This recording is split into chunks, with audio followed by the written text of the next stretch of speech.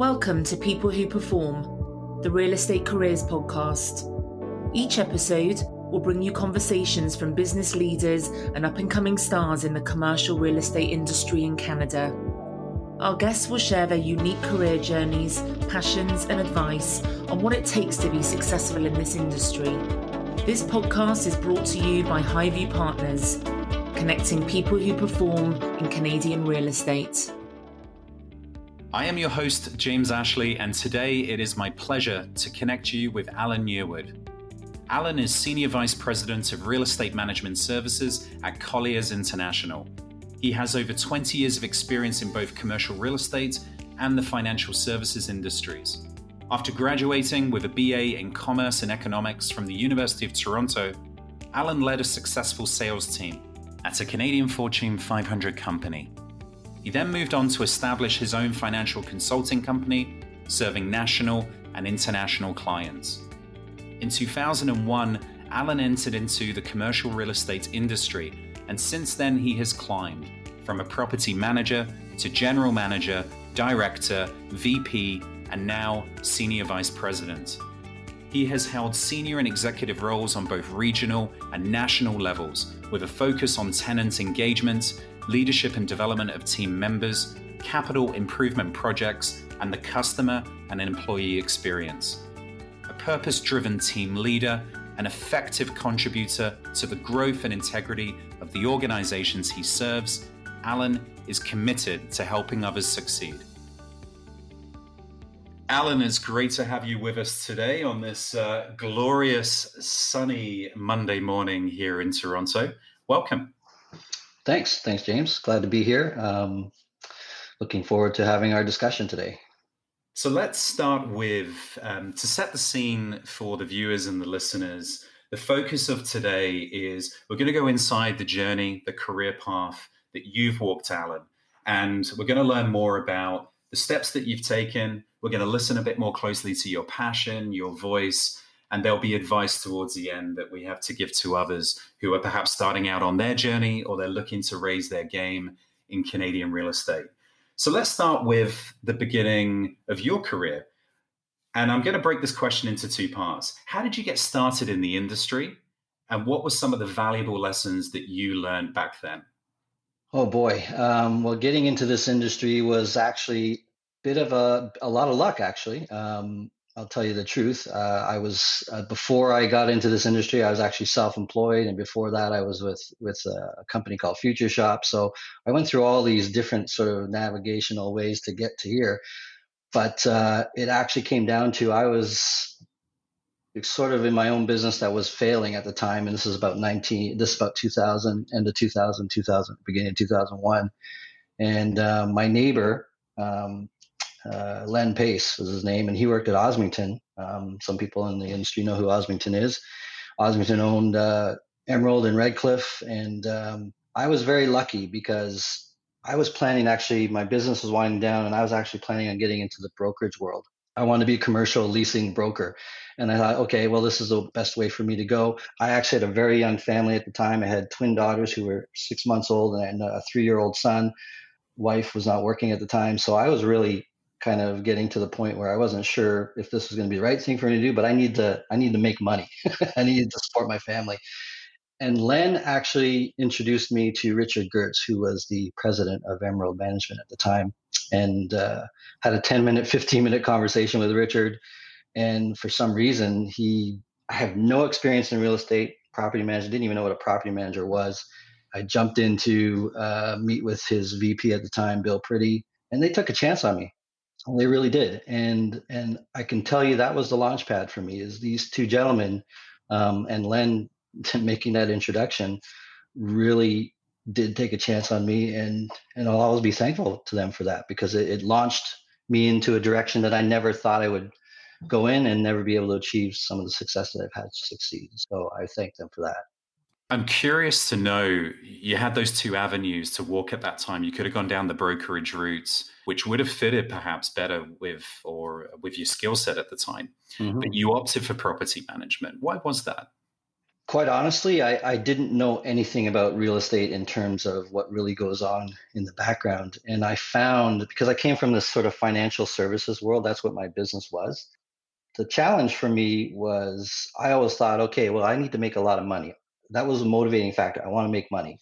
And when I got into property management, I started realizing that, not right away. I mean, this is sort of hindsight's 2020, but the relationship side of things were really meaningful, and that started early on for me, just by meeting Richard and Bill and having that chance. That was like I didn't know at the time, but it really did sort of steer me in this other direction that I really found the interesting part of my job, being in property management and doing that was actually the relationship building itself and the relationships that you learn over time and get to. The interesting thing is it's a small industry, and you get to learn and meet a lot of people fairly quickly as you jump into this. And it was head first for sure. Um, Yes. it was. I didn't know what I was doing for quite a few months. So It sounds as if that was the turning point, and with that, obviously, looking back now over the last 20 years, you've built a lot of teams. What would you say has been the best team that you've ever managed, without naming any companies or any individuals? But tell us a little bit about the framework of what that team was, and why was that so successful? well, yeah, a lot of the teams that I've worked on since getting into real estate have had a lot of things in common, and I've learned that you really have to trust each other in a team, whether it's a small property management team on one building or a large group of people across the country in different cities. The common theme for me is that there's a shared sense of purpose between the individuals. They have similar values. They know what those values are. There's a clarity around what the purpose is of the team, and but trust is absolutely everything. Thinking of an analogy here, and you understand why a lot of business people who start their own businesses, they involve a lot of family. Well, there's an inherent trust with family members when you get into that. Now, if you can build a team that has that feel to it, it creates that psychological safety, and that's where innovation, creativity, just explodes. No problem is too big or small, and you don't really have to script anybody on how to do things. It just comes naturally when you're in a trusted environment. People will act and communicate and behave in a similar way when they have that trust. Just things like being able to give people feedback and take back feedback, ask for help. It's amazing what difference that makes in a team. You mentioned a couple of characteristics there around creativity, innovation. What are some of the other personal characteristics when you're looking to build your team and you're going through the hiring process? What are you looking for from the individuals coming forward? Well, there's quite a few things, and see, I ask this question when I'm in an interview with candidates. I ask them to think about a person who, and it doesn't have to be a person they worked with. It doesn't have to be an authority figure or boss. I just ask them to think about someone who they look to as a leader, someone who they aspire to be like, or someone who's helped them in some way. And I ask them to think about what are the characteristics of that person. And, it's funny, no one ever says title. They usually say certain things like they're very positive, they're empathetic, they listen. Being humble is quite interesting. Being humble is also a characteristic that comes out of that conversation. These are all the things that I look for.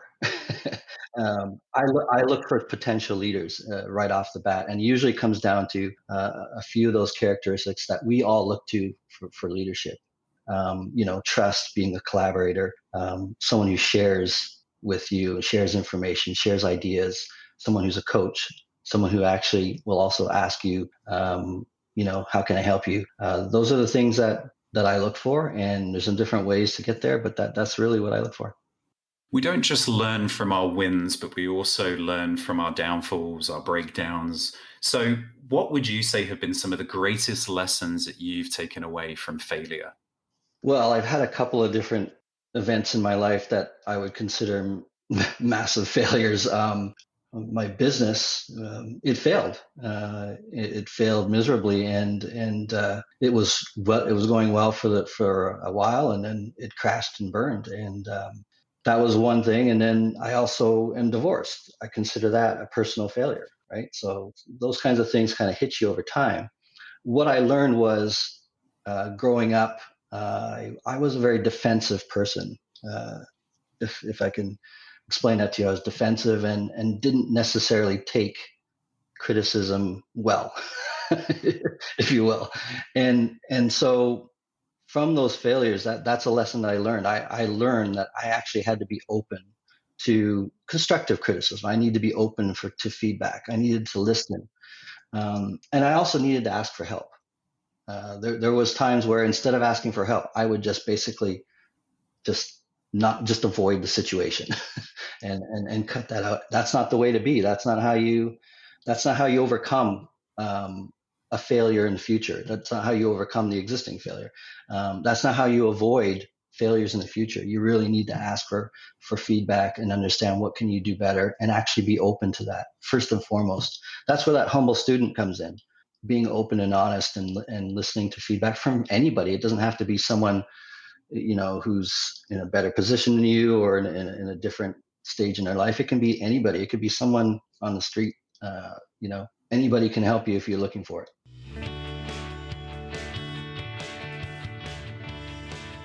Let's move on to discovering your passion. Let's learn more about what drives you, what motivates you. So it's Monday morning, the sun is in the sky.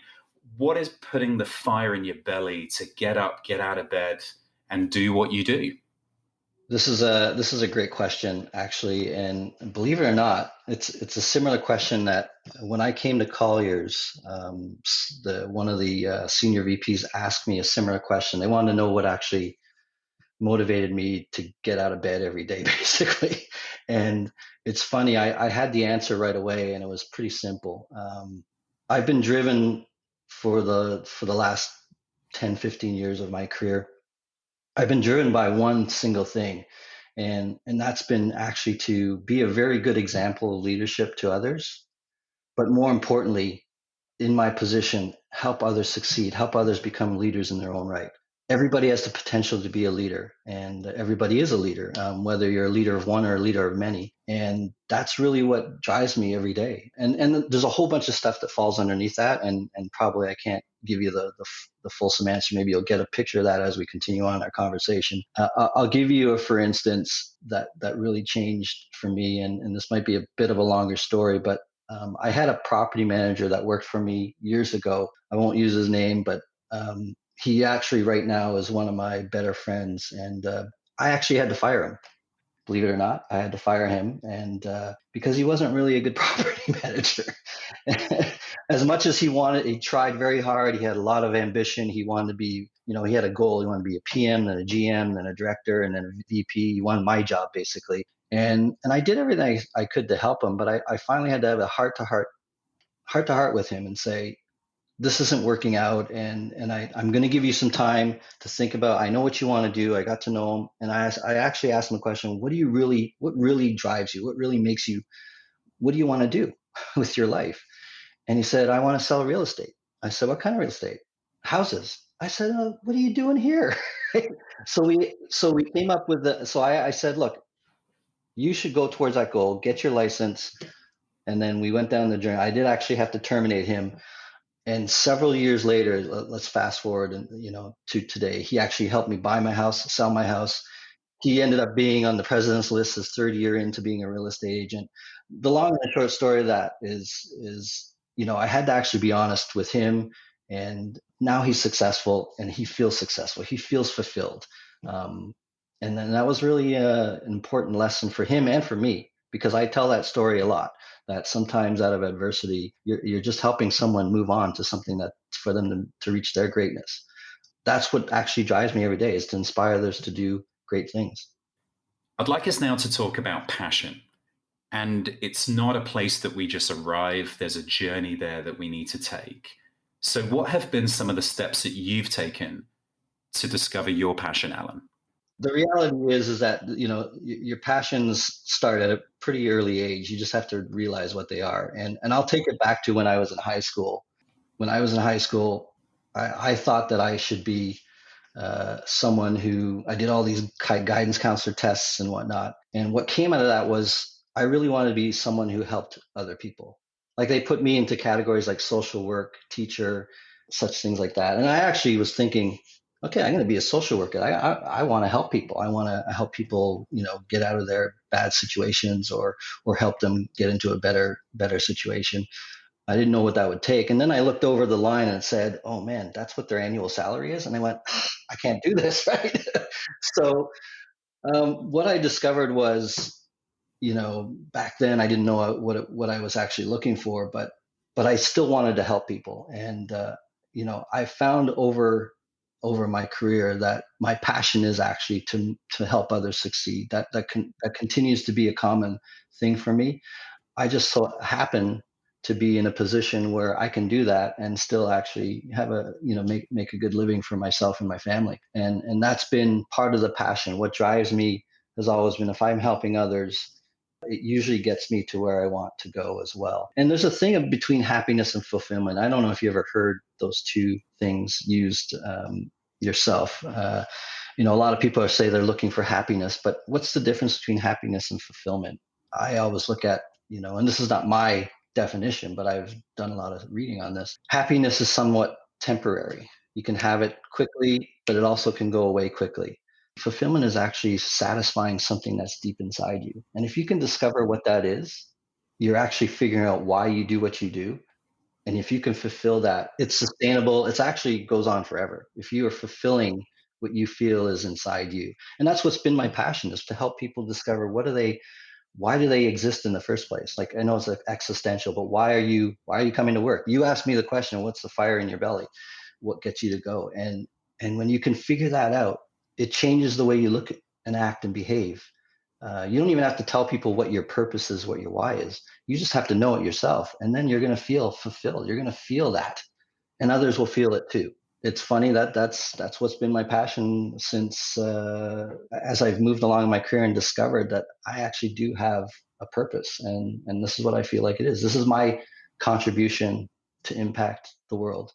The lesson, the message that to be taken from this is it opens up such a broader horizon for what you can do. Because often when we're looking at a career path, it's so easy to focus in on what I'm doing and versus who am I. And when you find that who am I and my why, you will then discover there are so many other pathways that we can take that allow us to be who we are. And that's really the driver. And that's what keeps the passion alive.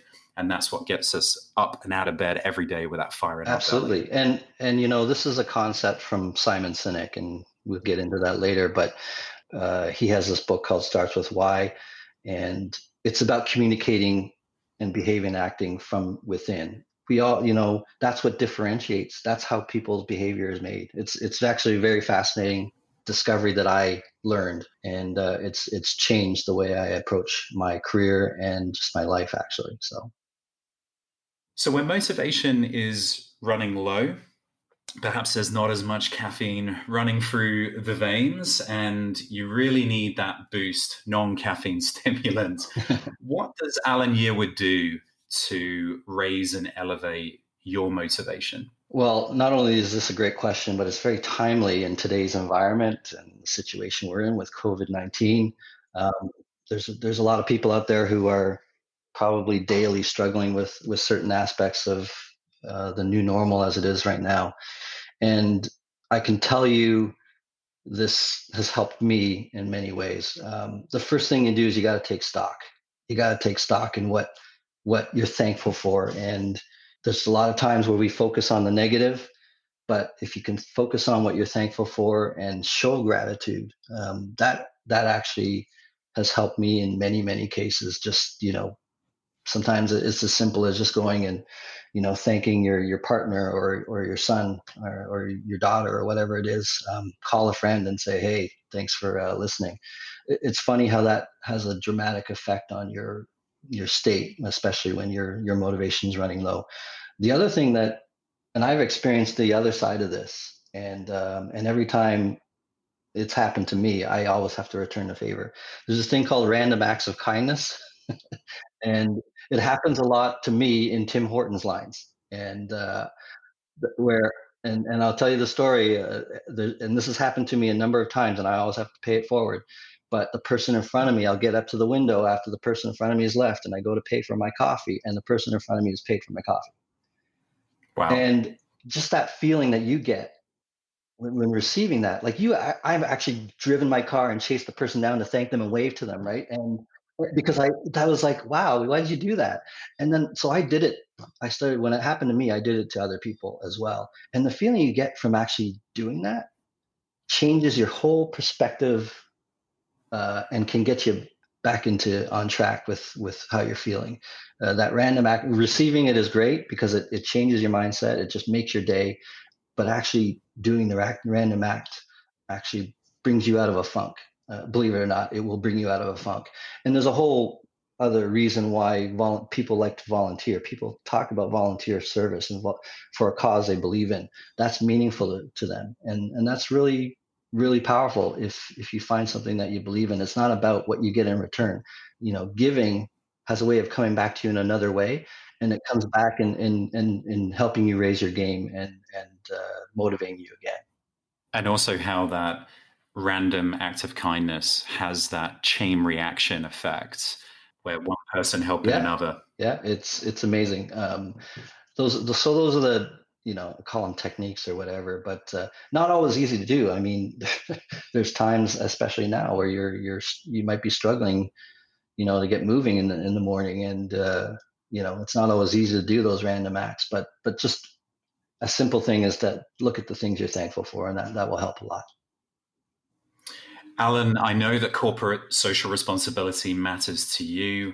What charitable organizations are close to your heart that perhaps you're involved with, and why? Mm-hmm. Well, there's a couple that are important, obviously, but for me, that hits personally. I've had a number of people in my extended family be taken away from us due to cancer and mental health, and those two things are very, very near and dear to my heart. I'm constantly looking for opportunity. If anybody asks me to participate in any raising of money or funds for cancer research, I'm in there like a dirty shirt for sure. Even the road hockey to conquer cancer, which is fun. It's a fun way to raise money, and so many people support me when I go and do that, and we raise money for that. I actually do that with a group, another group that's in the industry. So it's been excellent for me. We've done it 6 years in a row, and it's very, very gratifying to do that. Raise money for cancer because we know it touches so many people.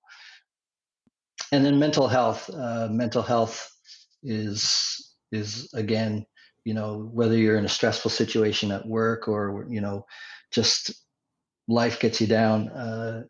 You've got to look for ways to be heard and listen and talk it out. And I find that I'm not really involved in a bunch of different groups, but I've always been concerned about teenagers and their mental health. I have teenagers who've gone through that, and if you can get into a charity group that supports mental health and helps those who really need someone to listen, I would really, really encourage people to do that, because there's a lot of people who are suffering in silence. We need them to speak up. Suicide is prevalent, not just in teenagers, but in people of all ages. And we don't always hear about it in the news. We don't always hear about how many people are affected by this. There's lots of local and national charities around mental health, and I would encourage people to actually participate in that. It's really, really important. So with what you shared, does this mean that you're going to sign up for the Ride to Conquer Cancer with me in 2021? Are you joining our team? You're going to have to buy a bike. I'm used to the stationary bike, James. Oh, that's okay. That's okay. I've got a spare bike for you, so we're all good. Can I just give you the money? Are you committed to being a force for good? At Highview, we care about people and work to change lives for the better.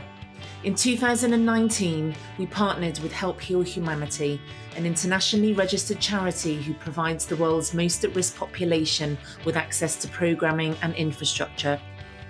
Through our efforts, we've sponsored more than 30 children in Haiti to receive education, food, community, and love.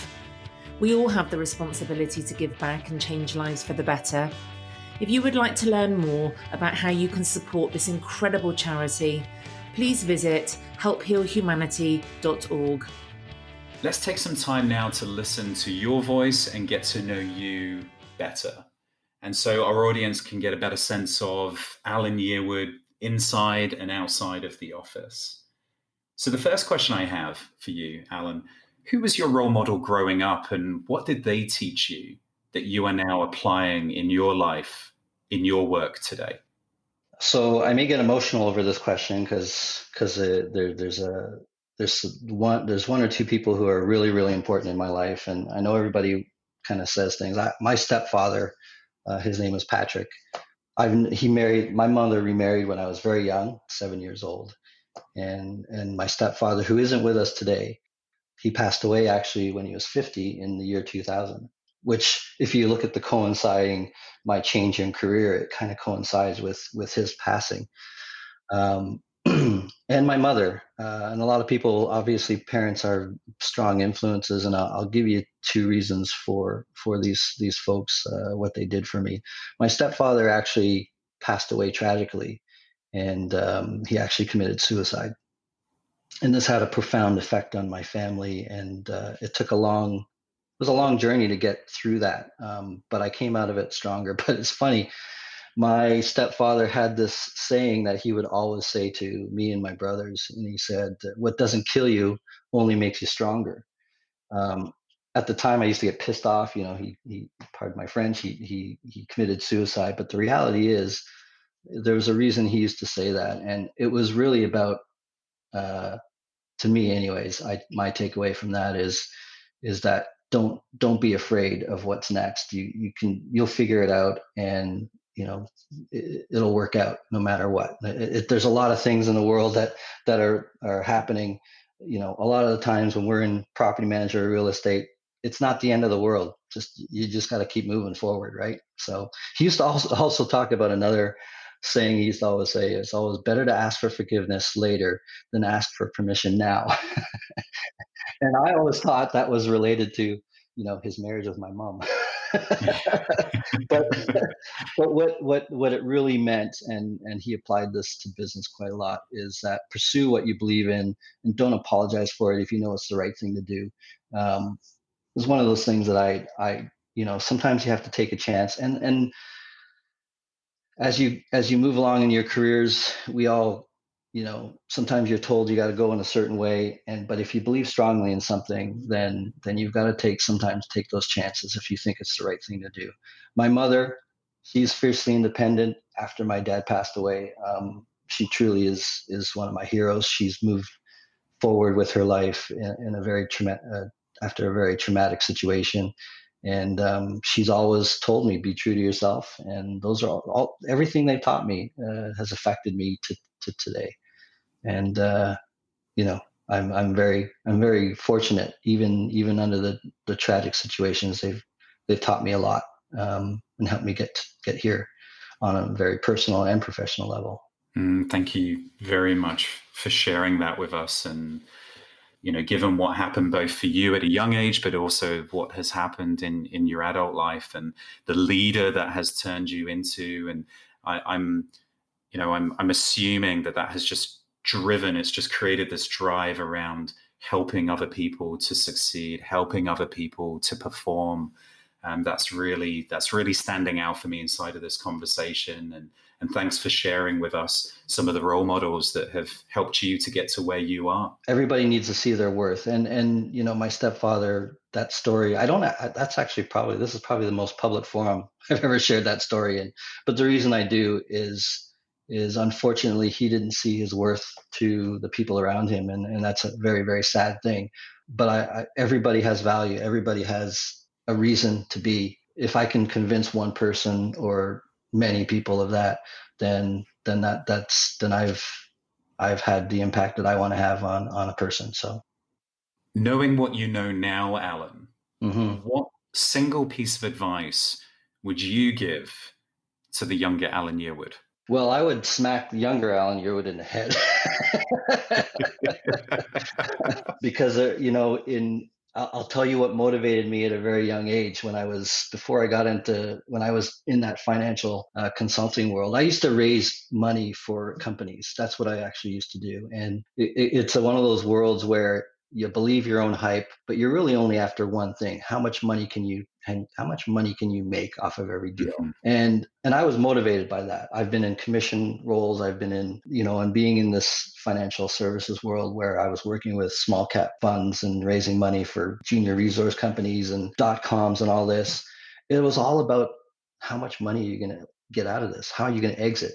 Decisions were made based on how much money I was going to put in my pocket. And look, it didn't work out. So I ended up owing more money than I wanted. So if I could go back and say that is not the way to look at everything. Money will come if you do it the right way and you go and find your purpose.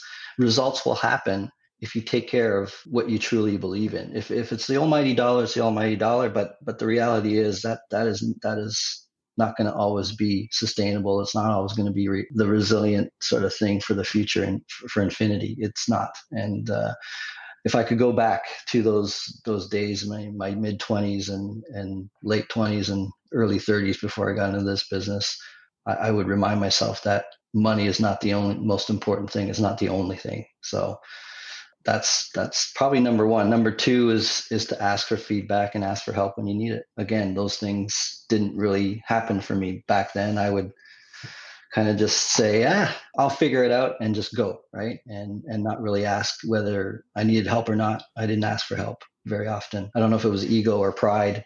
And maybe that's why being humble is important to me now, is that I probably could have avoided some of the pitfalls and mistakes by just asking for help and learning from others. So that would have been another piece that I would tell myself with a good kick in the butt.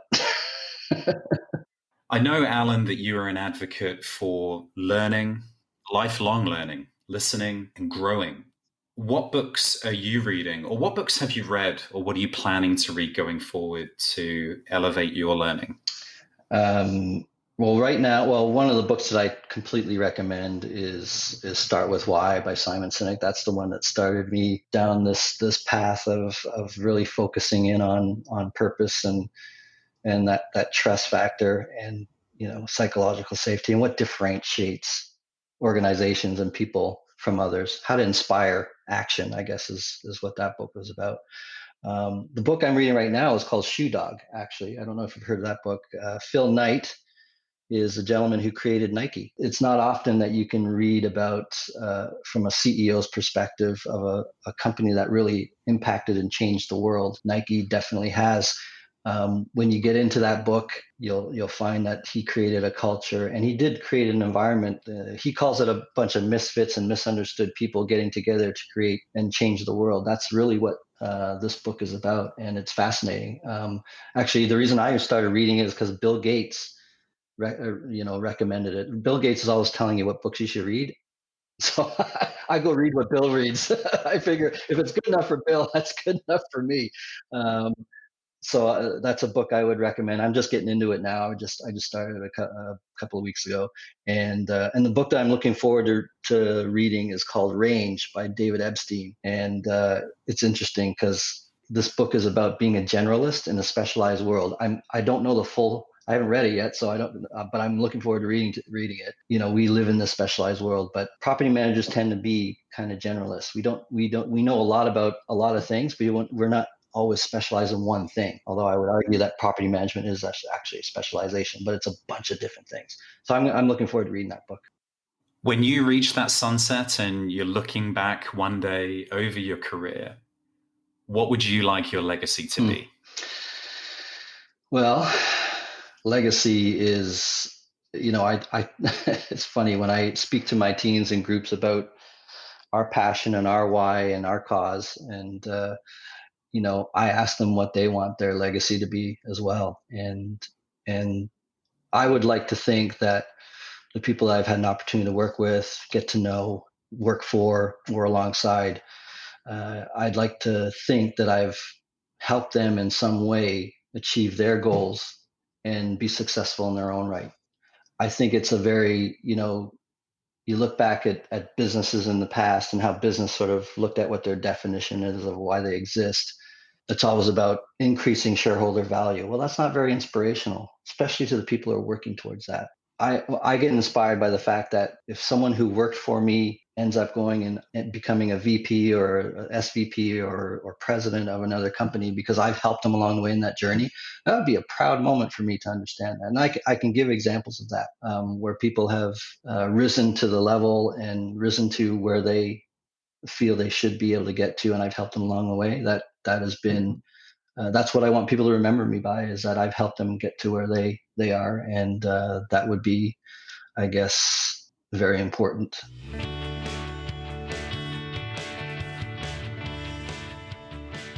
Allan, as we begin to wrap up our session today, let's turn our attention towards the listeners. What would be the words of wisdom that you would like to share with those that are looking to start out on their real estate career path? It's been an amazing ride for me. But what I would say practically is really invest in yourself, invest in your education, formal and informal. There's lots of formal education to get into real estate, whatever it may be, whatever aspect, but there's so many avenues you can go in. So even if you get into, say, leasing or brokerage or valuation, there's so much in the real estate industry. So many different paths you can take. It's actually quite wide open. So I keep an open mind, invest, learn. It's kind of like trying out a couple of different sports before you actually excel at one.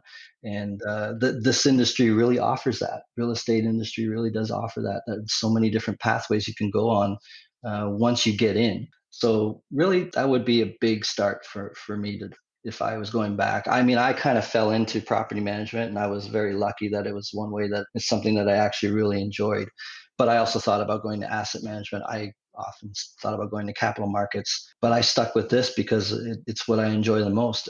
So that's what I would say, is those two things: is invest in yourself, and then understand that, keep your open mind, that there's lots of different ways you can go in this industry. It doesn't have to be, once you pick a path, you don't have to stick with it forever. That's the great thing about this industry. And for someone who is looking to raise their game, take it to the next level, what's your advice to those people? Oh, I have lots of advice around this, but I only have a few minutes to parlay that. So practically speaking, again, is build relationships. This is a relationship industry. Take the time to get to know people that aren't just in your particular world of being a property manager, but really invest and network with service providers, the other, even your competition. You can learn so much from your competition. Build those relationships with colleagues in the industry, build relationships with other people that can mentor you or can teach you something, or that you can even mentor. I mean, one of the things that I enjoy doing is, if someone on LinkedIn, and I probably get this quite often, but if someone on LinkedIn messages me and says they're interested in, learning about what I feel about the industry, can we have a coffee? And I don't even know them, I will actually take them up on that coffee. For me, it's about building my network as well, but I want them to build their network. And they're willing to actually have the guts to reach out to me and say, hey, can I pick your brain about something? I think it's amazing. I think that's a way to raise your game. Those people are really looking towards succeeding, and I want to help them do that. So that's one of the things that I suggest people do, is reach out to those that you may not even know, and build a relationship with them. If you think that they can help you in your career, or if you can help them, even it'll come back to you for sure. And to finish up and wrap up there, I hope that this inspires many people now to go on LinkedIn and book coffee meetings with Allan Yearwood. I knew that this conversation was going to be one that would be inspiring, that would really help people to understand ways that they can take action to step up and step in, and listening to your journey, understanding more about what drives you, your passion. Some of the personal stories that you've shared with us today has just been so powerful, and I appreciate you. Thank you so much for sharing, being with us today. Allan, thank you so much. Well, thanks again for inviting me, the opportunity to talk about something that's really important to me. I don't always get to do that outside of my team. I hope that this has helped people kind of look at things in a slightly different way, and I'm happy. I could talk hours about a lot of the points that I made today. I know we had a lot of time today, but this has been wonderful to get a chance to kind of scratched the surface of what makes me tick, but what I think a lot of people might be able to also find resonates with them. And I hope it helps them achieve whatever success they're looking for as well. So thanks for giving me the forum to do that. Thank you for listening to People Who Perform, the Real Estate Careers podcast brought to you by Highview Partners, a talent search and recruitment firm focused exclusively on Canadian real estate. If your real estate team is looking to find the best next hire, or if you're ready to make the best next move in your career, then reach out to Highview Partners today. Follow us on LinkedIn and visit us at highviewpartners.ca.